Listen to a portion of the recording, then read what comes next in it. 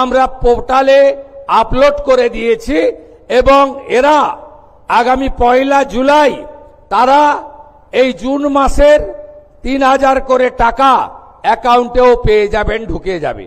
এতটুকু চিন্তা করবেন না। এখনো যারা বাকি আছেন জনকল্যাণ শিবিরে আপনারা ফর্ম ফিল আপ করুন, আধিকারিকরা সাহায্য করবে এবং আমরা প্রয়োজন হলে আমাদের বাড়ি বাড়ি গিয়ে সেই সহযোগিতা আপনাদেরকে করব। এর বাইরেও আগামী 22 তারিখে রাজ্য বাজেট আছে, সেখানে যুবকদের জন্য, সরকারি কর্মচারীদের জন্য, আমাদের শিক্ষিত চাকরি প্রার্থীদের জন্য আমাদের আরো অনেক কর্মসূচি আপনারা দেখতে পাবেন। যেহেতু বাজেট আছে আমি তার আগে বলতে পারবো না। অন্নদাতা ভগবান, কৃষক যারা আছেন কৃষকদের জন্য, তাদের জন্য আমরা কর্মসূচি নিতে চলেছি।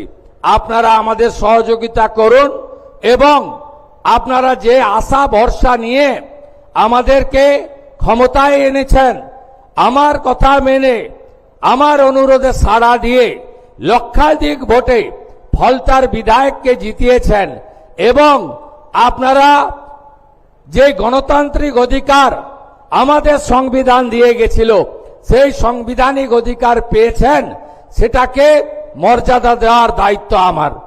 আমি এসে আগেই বলেছিলাম, মুখ্যমন্ত্রী হওয়ার পরে আমি রাজনৈতিক কর্মসূচিতে 2 বার ফলদা এসেছি, আজকে সরকারি কর্মসূচিতে এসেছি। সেদিনে আমি বলে গেছিলাম ফলতা আদর্শ বিধানসভা হিসেবে, মডেল অ্যাসেম্বলি হিসেবে আমরা গড়ে তুলব। ফলতাতে এসি জেটে আমাদের এখানে আপনাদের সম্প্রসারণ, শিল্প তালুক গড়া, বন্দর ভিত্তিক অনেক প্রোগ্রাম আমরা নিচ্ছি।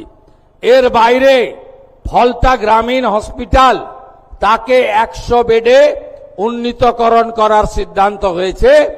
প্রয়োজনীয় ডাক্তার, প্রধানমন্ত্রী জনঔষধি কেন্দ্র এবং আধুনিক চিকিৎসা সামগ্রী ফলতা হসপিটাল থেকে ফলতার গণদেবতা জনতা জনার্দন পাবেন। ফলতার বিডিও মহোদয় রয়েছেন, ডায়মন্ড হারবারের এসডিও রয়েছেন। তারা অবিলম্বে জায়গা চিহ্নিত করে ডিপিআর বানিয়ে জেলা শাসকের মাধ্যমে আমাদের সচিবালয়ে পাঠাবেন। ফলতাতে আমরা একটি মহিলা কলেজ এবং একটি ফায়ার ব্রিগেড স্টেশন এখানে অনুমোদন দিচ্ছি।